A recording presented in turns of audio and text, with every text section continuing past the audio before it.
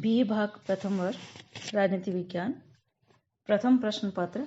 आज का हमारा विषय है राजनीति विज्ञान परंपरावाद से आधुनिकता की ओर। विज्ञान और तकनीकी के आविष्कारों ने औद्योगिक क्रांति को जन्म दिया। औद्योगिक क्रांति ने समाज में विद्यमान दो वर्गों के साथ साथ एक तीसरे वर्ग मध्यम वर्ग को जन्म दिया। एक अमीर वर्ग, गरीब वर्ग और एक मध्यम वर्ग, उच्च वर्ग, निम्न वर्ग जो है मध्यम वर्ग को जन्म दिया, जो आगे चलकर राजनीति में अपनी भूमिका उजागर करना चाहता था। अतः एक नए आंदोलन का सूत्रपात हुआ और जिसकी पराकाष्ठा प्रतिनिधि शासन प्रणाली की स्थापना से हुई। निरंकुश राजतंत्र के स्थान पर उदार लोकतंत्र की स्थापना की ओर चरण बढ़ने लगे।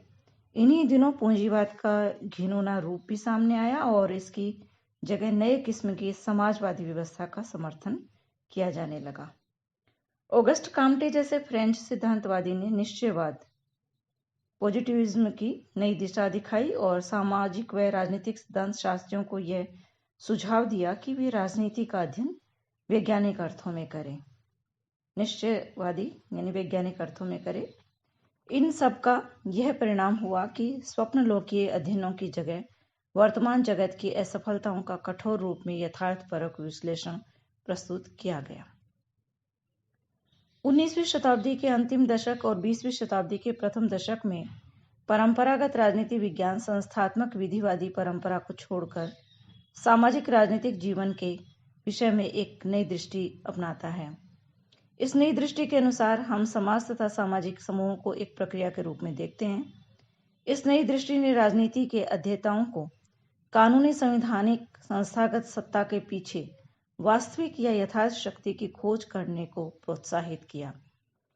जिन राजनीति वैज्ञानिकों ने इस दिशा में पहल की उनमें इंग्लैंड के वॉल्टर बेजहोट, अमेरिका के वुड्रो विल्सन तथा लॉर्ड ब्राइस प्रमुख है।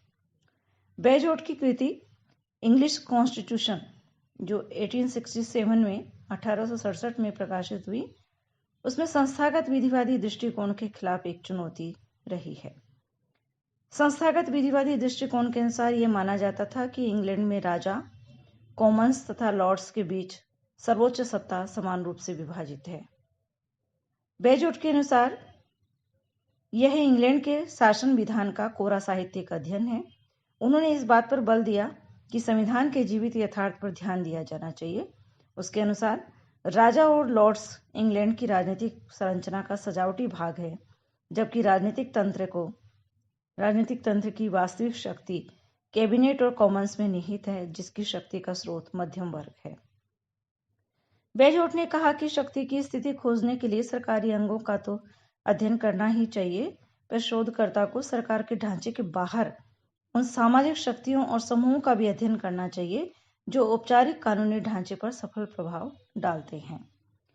बेजोट से ही प्रेरणा लेकर अमेरिका में वुड्रो विल्सन ने अपनी कृति कांग्रेशनल गवर्नमेंट 1885 में यह प्रतिपादित किया कि सत्ता कांग्रेस की समितियों में है। उसने यह भी स्वीकार किया कि कांग्रेस की समितियों पर अनेक प्रकार के सामाजिक दबाव हैं। इसीलिए उसने यह कहा कि शोधकर्ता को कांग्रेस के सदस्यों की सामाजिक प्रतिष्ठा, लॉबीज और सरकार के अंतर संबंध, राजनीतिक दल, दबाव समूह आदि का भी अध्ययन करना चाहिए। जेम्स ब्राइस ने अपनी कृति अमेरिकन कॉमनवेल्थ 1898 में लिखा था कि उसकी कृति में उसका उद्देश्य अमेरिका की संस्थाओं और उसकी जनता को बिल्कुल वैसा ही चित्रित करना है जैसा वे हैं। ब्राइस ने अपनी कृति के प्रारंभ में लिखा था कि किसी राज्य की शक्ति संरचना के अध्ययन में 3 तत्वों का ज्ञान अत्यंत आवश्यक है। प्रथम, उस राज्य का औपचारिक ढांचा और संवैधानिक तंत्र। द्वितीय, उसका व्यवहार में किस प्रकार क्रियान्वयन होता है। और तीसरी बात जो नई दृष्टि प्रदान करती है वह यह है कि ऊपरी ढांचे और औपचारिक तंत्र के बाहर कौन से ऐसे तत्व हैं जो उस औपचारिक ढांचे को क्रियाशील एवं प्रभावित करते हैं। अपनी कृति के तीसरे भाग में ब्राइस राजनीतिक दलों और उसकी भूमिका का अध्ययन करता है। उसने राजनीतिक दल की संरचना, दल की नौकरशाही आदि का तो अध्ययन किया ही साथ उन सामाजिक परिस्थितियों का भी अध्ययन किया जिनका प्रभाव उन मनुष्यों के स्वभाव और प्रकृति पर पड़ता है जो राजनीतिक दलों का सक्रिय नेतृत्व करते हैं। इसी प्रकार बेजोहोट, वुड्रो विल्सन और लॉर्ड ब्राइस की रचनाएं राजनीति विज्ञान को यथार्थवाद की तरफ ले जाने वाले प्रारंभिक प्रयास थे। यथार्थवाद के इस प्रारंभिक चरण में राजनीति विज्ञान संस्थात्मक विधिवादी परंपरा से पूर्ण मुक्ति नहीं पा सका। द्वितीय महायुद्ध के बाद संयुक्त राज्य अमेरिका तथा पश्चिमी जगत में राजनीति विज्ञान की समग्र धारणा में ही क्रांतिकारी परिवर्तन आया। प्रोफेसर चार्ल्स ई मेरियम ने अपनी कृति न्यू एस्पेक्ट्स ऑफ पॉलिटिक्स में यह संकेत कर दिया था कि राजनीति के अध्येता को एक नवीन मार्ग का अवलंबन करना पड़ेगा, क्योंकि राजनीतिक सिद्धांत ऐसी शक्तियों के संपर्क में आ गया है कि कालांतर में वे इसकी प्रकृति को मूलतः संशोधित कर देंगी। आधुनिक राजनीति विज्ञान के निर्माण में अमेरिकी राजनीति वैज्ञानिकों का विशेष योगदान रहा है। वहां बड़ी संख्या में राजनीतिक वैज्ञानिकों ने जीव विज्ञान और मानव विज्ञान में हुई प्रगति से प्रेरणा लेते हुए यह महसूस किया कि मनुष्य के बारे में अन्य समाज विज्ञानों में भी अध्ययन किया जाता है। इसलिए विशेषकर मनोविज्ञान जैसे विषयों में तैयार किए गए अनुसंधान के तरीकों से राजनीति शास्त्री भी लाभान्वित हो सकते हैं। ऐसा माना जाता है कि 1905 में अमेरिकन पॉलिटिकल साइंस एसोसिएशन की स्थापना के साथ और उसके द्वारा राजनीतिक संस्थाओं के संबंध में तथ्यों के संग्रह, संयोजन और वर्गीकरण को दी जाने वाली प्रेरणा के परिणाम स्वरूप राजनीति विज्ञान ने अपने विकास के आधुनिक युग में प्रवेश किया। 1908 में अमेरिकी पॉलिटिकल साइंस एसोसिएशन में दिए गए अध्यक्षीय भाषण में लॉर्ड ब्राइस के इस आह्वान ने राजनीतिक वैज्ञानिकों की नई पीढ़ी को प्रेरणा दी कि उनका संबंध तथ्यों और केवल तथ्यों से होना चाहिए। अन्य अग्रणी राजनीतिक वैज्ञानिकों में आर्थर बेंटले, चार्ल्स ए बियर्ड, ए.एल. लावेल जैसे विद्वानों ने आदर्श लोक की रचना करने वाले यूरोपियन सिद्धांत शास्त्रियों की आलोचना करते हुए राजनीति विज्ञान में पूर्ण निष्पक्षता सुनिश्चित करने के लिए सांख्यिकीय तकनीकों के अधिकाधिक प्रयोग करने पर बल दिया। 1920 के बाद शिकागो विश्वविद्यालय के चार्ल्स मेरियम व्यवहारवादी राजनीतिक सिद्धांत के प्रमुख प्रवक्ता के रूप में हमारे सामने आए। व्यवहारवादी परंपरा के प्रमुख प्रतिपादक के रूप में उन्होंने इस बात पर जोर दिया कि समाज विज्ञान, मनोविज्ञान, भूगोल, मानव विज्ञान, जीव विज्ञान और सांख्यिकी की विधियों व निष्कर्षों की ओर अधिकाधिक ध्यान दिया जाना चाहिए।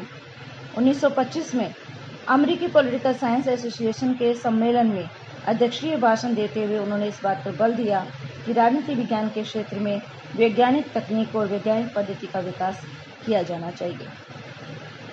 मेरियम की तरह गोस्नेल ने मतदान के आंकड़ों के इस्तेमाल में सांख्यिकीय व व्यवहारवादी तकनीकों का प्रयोग किया। मेरियम के शिष्य हेराल्ड लासवेल ने 1930 में अपनी कृति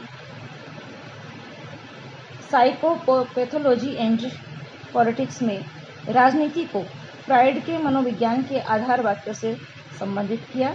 इस प्रकार मेरियम, गोस्नेल और लासवेल जैसे शिकागो विश्वविद्यालय के आचार्यों के योगदान से एक नवीन प्रकार का राजनीति विज्ञान अस्तित्व में आया, जिसे शिकागो स्कूल के नाम से जाना जाता है। शिकागो के राजनीतिक वैज्ञानिकों ने दार्शनिक, ऐतिहासिक और सांस्थानिक दृष्टिकोणों से अपना संबंध तोड़ते हुए राजनीतिक प्राणी के रूप में मनुष्य के प्रेक्षात्मक आचरण यानी व्यवहार पर सारा बल दिया। उन्होंने मानव व्यवहार एवं समूह के अध्ययन पर अधिक ध्यान केंद्रित किया, जिसमें व्यवहारवाद को अपना स्वाभाविक आरंभ बिंदु प्राप्त हुआ। 1930 तक व्यवहारवादी राजनीतिक सिद्धांत के क्षेत्र में शिकागो स्कूल अपना स्थान बना चुका था। आगे चलकर चार्ल्स मेरियम, गोस्नेल और लासवेल के अलावा David Easton, Stuart Rice, Robert Dahl और V.O.K. जूनियर जैसे लोग अपनी कृतियों के साथ आगे आए। राजनीति विज्ञान के इन विद्वानों ने परंपरागत राजनीति विज्ञान पर करारा प्रहार किया। राजनीति विज्ञान के परंपरागत दृष्टिकोण से अपना संबंध विच्छेद करते हुए इन्होंने मानव और राजनीति के विज्ञान के बारे में अपने सामान्यीकरण को विस्तृत व्यावहारिक साक्ष्य पर आधारित करने का प्रयास किया। व्यवहारवादी राजनीति विज्ञान का मुख्य जोर आंकड़ों एवं सांख्यिकीय के आधार राजनीतिक आदर्शों और संस्थाओं पर बल देने के बजाय व्यक्तियों और सामूहिक व्यवहार के अध्ययन पर अधिक बल देना था। शिकागो स्कूल के प्रभाव से द्वितीय विश्व युद्ध के बाद राजनीतिक व्यवहार और तुलनात्मक राजनीति के अध्ययन हेतु अनेक केंद्रों की स्थापना हुई। ऐसे अध्ययन केंद्रों में हम ई. पेंजल्टन, हैरिंग और एंगस कैंपवेल के प्रभार के अधीन मिशिगन में स्थापित सर्वे रिसर्च सेंटर का नाम ले सकते हैं। स्टैनफोर्ड और प्रिंसटन विश्वविद्यालयों जैसे अन्य स्थानों पर भी व्यवहारवादी विज्ञानों में उच्च अध्ययन के लिए केंद्र स्थापित किए गए। द्वितीय महायुद्ध के बाद से लेकर आज तक राजनीति विज्ञान के विकास की यात्रा को हम दो भागों में बांट सकते हैं। पहला भाग 1945 से 1970 तक राजनीति विज्ञान के क्षेत्र में व्यवहारवाद की प्रमुखता का युग है। पहला भाग 1945 से 1970 तक राजनीति विज्ञान के क्षेत्र में व्यवहारवाद की प्रमुखता का युग है, जिसमें राजनीतिक सिद्धांत के मूल्यों और मानकों के साथ राजनीति को जोड़ने के परंपरागत तरीकों को तिलांजलि दे दी। दूसरा युग 1970 से प्रारंभ होता है, जिसमें राजनीति वैज्ञानिकों ने व्यवहारवादी राजनीतिक सिद्धांत की अपर्याप्तता का आभास कर लिया और कुछ सीमा तक मानकों व मूल्यों की पुनः प्रतिष्ठा के विचार को स्वीकार कर लिया। इन दोनों युगों को व्यवहारवाद और उत्तर व्यवहारवाद के नाम से जाना जाता है।